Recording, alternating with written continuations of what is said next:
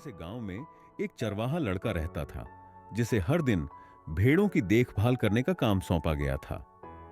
वह भेड़ों को चराने के लिए पहाड़ियों पर ले जाता और उनका ध्यान रखता। यह काम शांतिपूर्ण था, लेकिन अक्सर उसे ऊब और अकेलापन महसूस होता था। एक दिन ऊब कर उसने एक शरारती योजना बनाई। उसने सोचा, क्यों न कुछ मजा किया जाए। वह गांव की ओर दौड़ा और जोर जोर से चिल्लाने लगा, भेड़िया आया, भेड़िया आया। गांव के लोग उसकी आवाज सुनकर अपने काम छोड़कर तुरंत पहाड़ियों की ओर दौड़ पड़े। वे डंडे और हथियार लेकर पहुंचे, लेकिन वहां जाकर देखा कि कोई भेड़िया नहीं था।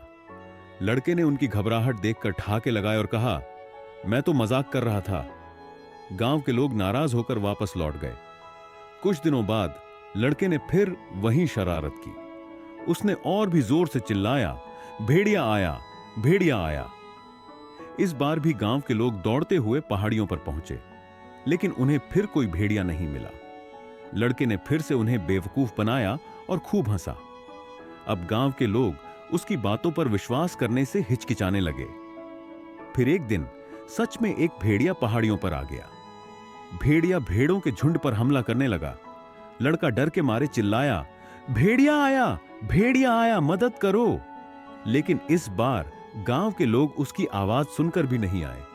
वे सोचने लगे, ये तो फिर से मजाक कर रहा होगा। भेड़िया ने भेड़ों का झुंड उजाड़ दिया और लड़का बेबस होकर देखता रह गया।